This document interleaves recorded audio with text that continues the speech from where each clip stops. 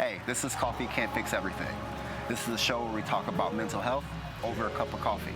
Now, I know, coffee is great, but it can't fix all life struggles. So grab a cup of coffee, come rock with us. Three things that I hear often is that I see often is a need for love, a need for acceptance, and a need for protection. Kayla, how you doing? Good. I'm excited to be here. How are you doing? Hey, I'm blessed to be in your presence. I appreciate you so much. I've known you for probably 2 years now? I think so. 3 years now? Yeah, we are in 2023, so it's about 2 years now. Yeah. It's crazy to think that our first conversation was talking about mental health. Yeah. Oh my gosh. Yes. That video around the holidays. Wow, that was the first time. Yes. And now we're here. That's crazy. You know what I'm saying? So I really want to thank you and appreciate you for what you do. I want to ask you this question. I know there's a lot to it, but what are you, 28? 29 now. 29. Yes. Okay. 25 now.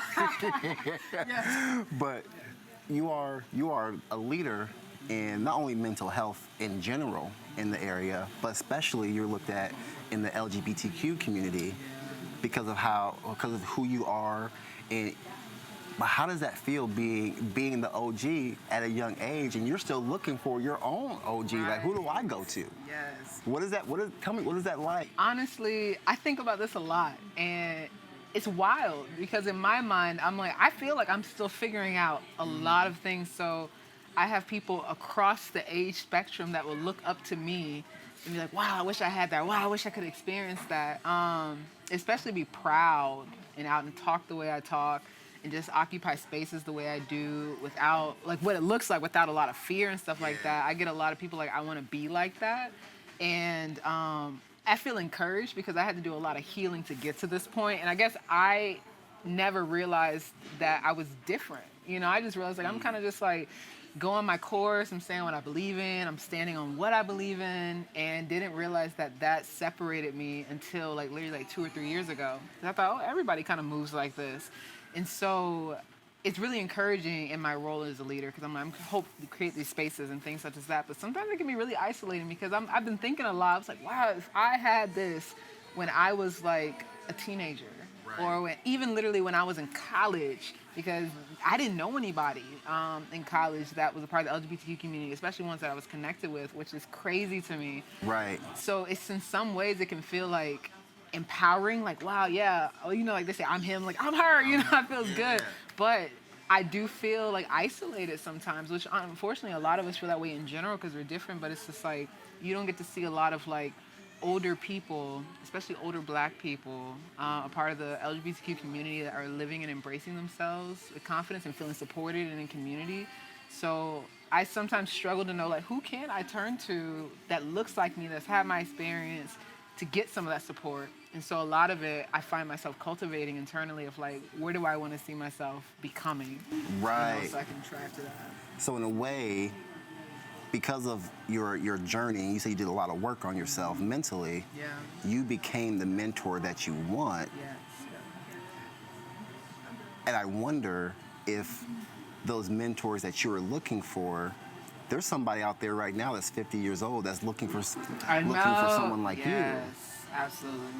And so what was that work that you did that you can now say confidently, this is who I am her? Oh, yes. Yeah. Tell me about that journey, because that had to be, oh, wow. There was levels to that journey. Layers. So, as you said, I feel the onion inside my heart, all right, where do you want to start? So it took, there's so many, and I could go on and on and on about it, but I'll break it down to some, clear statements of things that I remember at times within my life. One big one, when I was early, the coming out experience, I think I had to really embrace that. And a lot of folks in the LGBTQ community, that is a huge experience because that is coming out is I'm accessing confidence, I'm accessing courage because society has told me you are not okay as who you are. Right. And it's even harder being Black because in the Black community, it's why the messages you receive is why would you want to add harder parts in your life when you already it's already hard being Black. So when you come out, it's you have to be ready in many ways to own all of that. And so by the time I came out, I was like, I'm ready for whatever blows I'm experiencing. I experienced a lot of blows in many different directions. Some of those were internal from myself, some of those were external. And so that was like one big piece of like, I have to learn how to stand tall within myself, because me not being who I am creates so much pain for me internally. And like, I don't feel connected to the world. I don't feel connected to the earth. And so that was like one big step. The next was like actually living in that truth. Because it's one thing to come out, but it's one to like stay out, right? Because the world will tell you, you got to go back inside. This is not okay for you. So in living in my truth, I had to wrestle a lot, because I grew up from the South. I grew up in the AME church. Oh, I still yeah. I go to a Baptist church now. So like those messages, that was probably the hardest part, is like, how do I reconcile what I've been told about what God believes about me or loves me with what I actually believe and what I'm understanding, you know, in these different passages. And I'm so grateful for like my best friend. We did this together because he also came out. It was funny. We've been best friends since high school. Neither one of us, you know, came out until we left. We're like, hey, and so and so we did that process together. We read a lot, like the Bible, we were reading books, we were listening to like different things. I had talked to pastors. We were sharing all of that, and we were like going through that process. And that was when I started to like come to my own beliefs as well, and understand, also talk to other folks that have been through that journey, or even just hearing the different pastors, what they're saying today. That was when I really started to shift even more so, and I was just like, okay, I feel this. But I didn't do the most important work yet. So I did that on like the spiritual level, like let me understand how it feels with God. Let me come out and so I could live. But I never went back to that little girl that held all those messages. And so that's why I preach a lot of inner child stuff, because that changed the game, was when I went to therapy.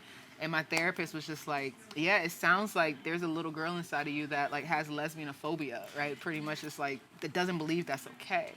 And I'll never forget this therapy session of when I had to connect with her and hear those messages and hear that pain. And I was able to offer just the love, support, and just hold space for that. I remember just like releasing all of it. And it's still beautiful to this day, because I don't feel that weight anymore, because it's like I unburdened literally like that I was carrying, that was like interfering with my ability to like live honestly and truthfully in who I am. Right, and you can see it. Yeah. You can see that work now. That was something that I struggled with for a long time too, Kayla, in the sense of when you start talking about your inner child work, it brings a smile to my face now, because at the time, you know, I was struggling with the fact that because of how I grew up and not having everything that I wanted, you know, there were things that were going on. There was this child in me that was just staying in the corner, comfort. Right. And as an adult, that didn't allow me to, I wouldn't say it allowed me to mask how I feel as humble. Like I'm gonna be humble, you know.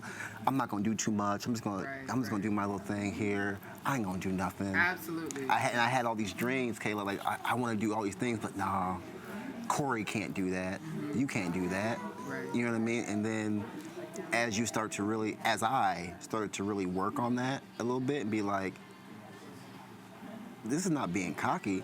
Like to say, hey, I'm that guy right now. Mm-hmm. And it might sound cocky, right. You know, yes. But that allowed me to be like, you know what? I can do some of these things I've been envisioning for years and just never had the courage to do. Mm-hmm. Not because I didn't want to, but because that person in me was like, you can't do, you ain't gonna do that.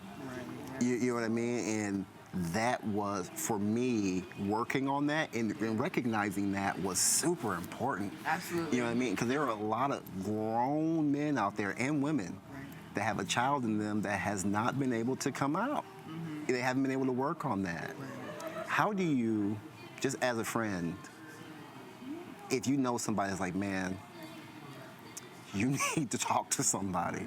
But saying that, people to this day will get defensive. Mm-hmm. But how do you bring that conversation up? Like, how do you say, hey, I love you, and maybe I'm saying it. Right. I mean, you felt like, here's the blueprint, you know? I'm saying it. Yes, but like, how do we break past the stigma of telling someone they need to go to a therapist, or say even suggesting it? Right. And I think that's tough too, because I might have a different perspective, because most of my friends, like, know if I'm talking about therapy, like I'm gonna bring it up just because of the nature of my role. And so I think before we recommend it to someone, we have to be open and honest about how comfortable are we seeing a therapist, how comfortable are we even like encouraging that, because if we don't check in with that, it's gonna come off as like, you need to talk to somebody. You see how like even my body is like backing up, it's like, well, what's wrong with you? Go check it out, instead of like, wow, I really think you might benefit from something like this. And so if we don't do that internal check, we're gonna pass down all these stigmas and negative judgments toward folks.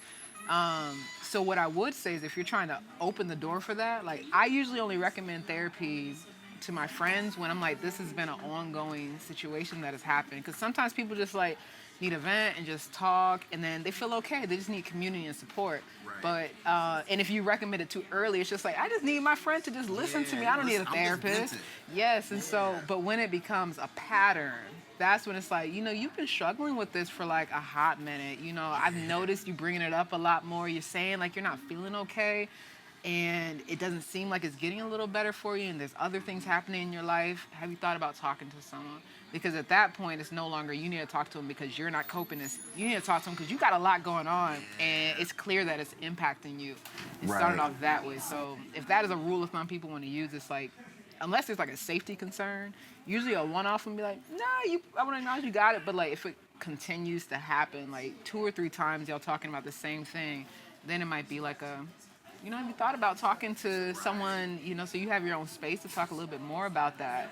That's usually how I try to frame it. And I've been bad at that. So I will, this is something that I've improved on, Kayla. Okay. I really have. Yeah. I'll have a friend say something to me that I may interpret as, man, he's really telling me something that's really going on with him. Mm-hmm. And I want to be that supportive friend. Yeah. And I'll be like, hey, man, that's crazy, man. I'm sorry you're going through that. Mm-hmm. And then I start to feel very uncomfortable. Mm-hmm. And I'll be like, but you'll be all right. Right, yeah. You see the Bulls game? You want them to be all right. Yeah, I want you to be all right. Yes. And I feel like for a lot of people, like myself, I struggle with the profession that I'm in and not towing that line with mental health, because I do see a lot of patients that are coming to me for maybe diabetes management or whatever management, but they are struggling.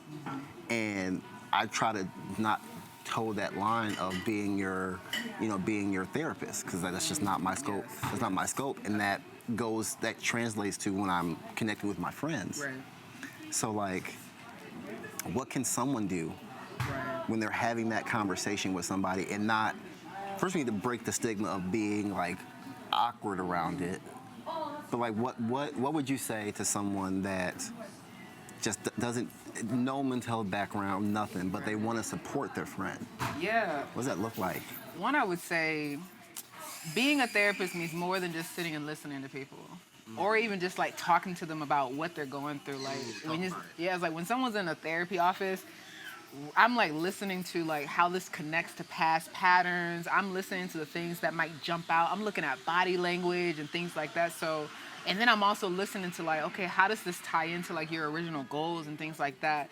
And my feelings in that space don't matter. Like my thoughts about something don't matter. I am not offering advice, so when folks like say like, I don't want to be a therapist, like there's a lot that goes into like being a therapist, more than just listening. So if someone's like, how do you start? You can literally just listen, and you can validate. You can just like offer support. You can ask them maybe like, how has that been impacting you? It may feel therapeutic, but you aren't being a therapist. You were just being a support person. And that's what sometimes I think breaks my heart, and like how our culture has like shifted towards mental health, is they see, oh, someone just listening, being supportive, validating is being a therapist. And that takes away like, what does human connection mean? Like what does it actually look like in our society to be a support for someone in a way that just feels authentic without us like saying that? And that's not even just you, that's a lot of people who's like, well, I don't know what to do because I'm not a therapist. It's just like, y'all, like, we have a basic way to connect with people. And so I would say if we go back to some of that, it's just like, what does it feel like to be a friend, just to be there, to be supportive, to listen, maybe even asking, like, how can I support you right now? Like, do you want me just to listen? Do you want to offer? So at least helps give some direction, but knowing that when you're starting to lean more into therapists is when you find yourself trying to fix their problems. And that's what I was going to say. Yeah. Like, I feel like for a lot of people, it feels like you have to have some type of answer for them. Like if someone's coming at you with a major problem, the whole time I'm thinking, okay, how can I help this person? But really what I'm saying, how can I fix this situation? Yes. And I'm not fixing anything. I don't have the tools to fix that situation. And I'm doing them a disservice by trying to fix it when all I could do much more just sitting here and just shutting my mouth. Yes. You know what I mean? Yes, because I was going to ask, like, where that have to that people have is like, I have to fix it. Like, where does that come from? And that might go back to some of the inner child of like, where is this need? Like, if they're not asking me for that in this moment, they're just talking to me about what's going on. Where is that need to make them feel completely eradicated of their feelings coming from? Yeah. I can't speak for everybody, but I know, just speaking from my experience at growing up, it was the need to control the environment. Yeah. Especially when you're coming from a rocky environment. I'm not saying my upbringing was awful. I had a great life, but there were things that I felt like I needed to do to make sure my mom was happy, to make sure there was peace in the house. Mom, I did this. I was mama's boy. Mom, I did this. I did. Make sure there was peace. And then you grow up being like, okay, maybe subconsciously like, oh, I can fix this. I can fix anything. Right, yes. Yeah, I'm not Bob the Builder. You know, I can't fix. Yes. You know, and I start breaking more than I can fix. Right. You know, and I think for me, it's just what I've learned just from this conversation so far is maybe I can fix more just by just shutting up and listening. I feel like a lot of people can do that. And so I want to take it back to the LGBT community, but specifically those babies that you are mentoring right now. Those black babies that you see. Yeah. And I say babies because I'm old. I know. I was like, Jesus, like, I mean, if we working with inner children, like, we him, yes. Yeah. Yes. Walk me through that. Like, what is the mindset right now? What are the things that they're going through? Because you already touched on it. Being in the black community, you have the church influence, you have cultural influences that make it harder. And yes, it's probably a lot easier now than it was early 2000s, 80s, 90s, early 2000s. Yeah. But what is that like? Yeah, it's there's three things that stand out to me. Before I jump to that, I do want to go back to your like fixing statement. You said like I can fix myself by not saying anything or fix the situation by that. I just want to say it's not your responsibility to fix everything. Just throwing that nugget out there. Other people might need to hear it too, but that's sometimes you can lean into like, I'm not responsible for this. Okay, now just directing back. Three things that I hear often is like, that I see often is like a need for love, a need for acceptance, and a need for protection. And it's so sad because you hear it. And this is something I think LGBTQ folks across the board have to deal with, but for sure like in a black community, is love is stated as like always being there. It's like a staple. It's like, I'm gonna love you because you're my child. You know, I'm gonna love you because of this, this, and this. But you might not get the other two. Right, so you might get love because that's just like inherent, but protection.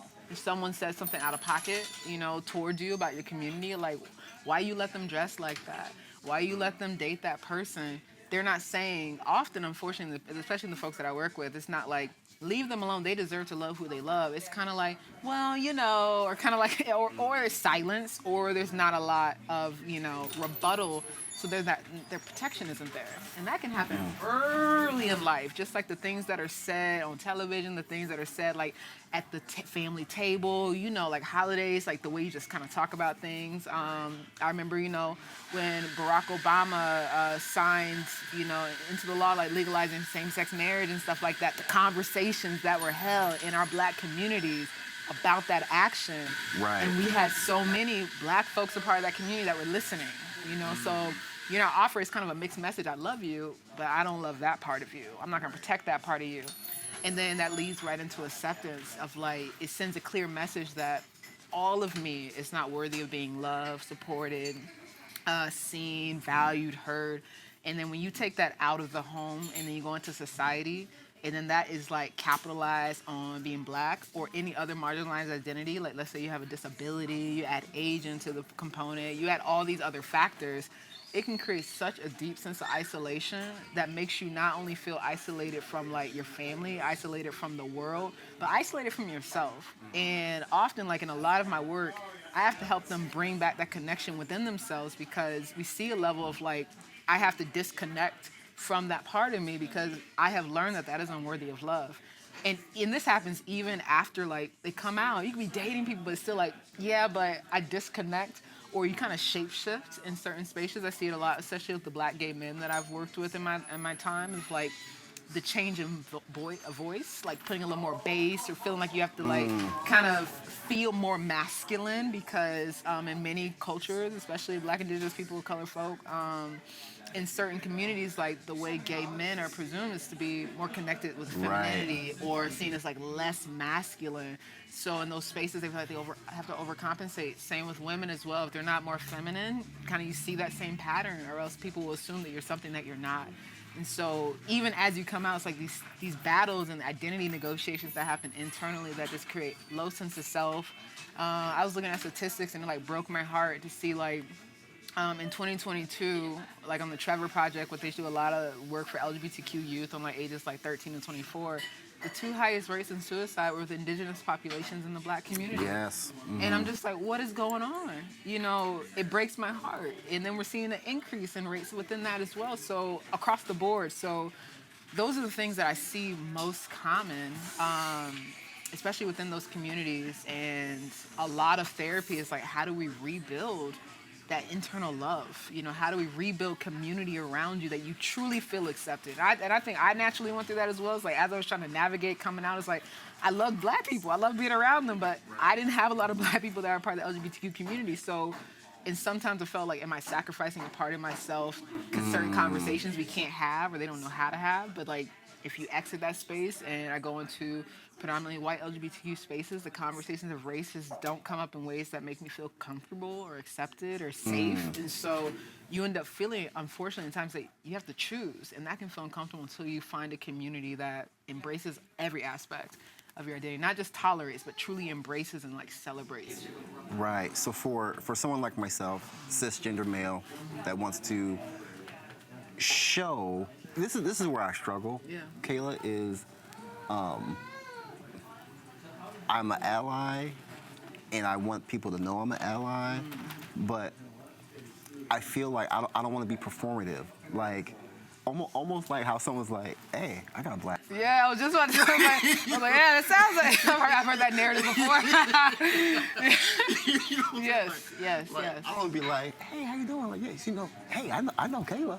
Yeah, I was like, don't let me be, because I'll be the person like, I ain't nobody talking friend. But yes, but you're right though, right? It's like, how do you be an ally and actually live by that? Yes. So like, what can somebody do just to show their support, to show their love for these kids that feel like, as soon as they see me and they know who I am, they're like, because it feels like it's automatic, like, oh, you don't rock with me. You know what I'm saying? Yeah. Like, I can say, yeah, we just left church, whatever. They're like, oh, it's like, check. Yeah. But you don't know what's in my heart, though. So how do I show that support, you know, without having to say, hey, by the way, you know, what would that look like for someone like myself? Right. Obviously, that's kind of a tough one, too, because what you're describing is probably exactly what happens in a lot of folks in the LGBTQ community is like that constant scanning, like, are you a safe person? Yeah. And being aware to know that that's not a presumption of who you are. It's like a presumption of like what we represent. And a system of people, if you think about it that way, is like, is this person gonna be safe or is this person gonna harm me? I've been harmed by other people like that in the past and things such as that. And so when you think of like allyship, even if you go to church, there's a lot of folks that like that in itself is like already being aware that that can be a place of harm. Yeah. But knowing that the way you treat somebody and how you treat them, how you talk to them, how you acknowledge, you know, their identities and things like that's gonna be really important. And so when I've talked to people, it's like the concept of relationships. So if you have a person that's within your crew of folks and y'all are talking about relationships, what kind of relationships are being talked about? Are we only talking about cis, hetero relationships? Or are we acknowledging that there are other relationships that are available or are present? Because that's kind of those pieces of like, is this space for me? And it could also be like, what if someone were to look at you or like even look, I would say like look on your social media page, because that's where we like talk the most about ourselves or the things that matter to us. is there any evidence of something that you care about? Is there anything in like our posts and the conversations that we have that would demonstrate, oh yes, this is something that I have value, right? Because I think when we think of allyship, it's like I want to be safe, but people should know I'm safe, or they can ask me questions to let me know they're safe. And if we flip the script, we'd be like, what? Right? You'd be like, yeah, I don't know about that, Chief. You know? So it's the same concept of like, what have I actively done, and how am I actively demonstrating that I'm safe? Because people will know. Like, we have a pretty good sense on like, all right, this might be an environment that would be okay and safe. For one, if they bring up something that kind of connects to that, or like, let's say you have a gay friend and he's like, yeah, you know, my boyfriend, things like that. What's your body language? It's like, oh yeah, tell me more about your boyfriend. Or they're like, okay, cool. And then we change the subject because we're uncomfortable, you know. Am I actively engaging in the discussion? Am I actively open to it? You know, things like that. Those are ways that you can create that space, which comes from, honestly, intimate relationships. I mean, go to the Pride parade, things like that, you know, the types of books. People these days are posting a lot of the books that they're reading. Right. You know, these days are we posting books with like LGBTQ authors and things like that? Are we doing Audre Lorde? You know, are we doing James Baldwin? What are we posting about? And like, what are the kind of conversations we're engaging in? Are we staying silent about things that happen, like, you know, post shooting? You know, that's when it goes to like ally, which shifts into advocate of like, what kind of community and space am I actually creating, not in my heart, but around me, that lets people know they're invited. Right. Because there's nothing worse than like feeling invited, which unfortunately happens because a lot of people will say, I care in my heart, and then you get into that space and they say these off-pocket things. Where they say, I love you, and then something comes up and you're like, oh, this doesn't feel good. Right. You know, same with like other forms of allyship. So I would say in those spaces, like, actively engaging and letting them know you actually care about it. So if they're dating someone, like people with my wife, they'll always say, well, how's your wife? How are things going? It's like, oh yeah, you actually acknowledge that, yes, I have this in my life and things like that. Are you actually doing things such as that? No, that's good. Kayla, it's always good talking to you. Like, always learn something new. Yeah, thank you. Thank you so much for your time today. I really, really appreciate you. And just thank you for sitting down and talking about this very important topic. Absolutely. Thank you for having me, truthfully. Yes, I appreciate you. All right, yes, absolutely. Yes.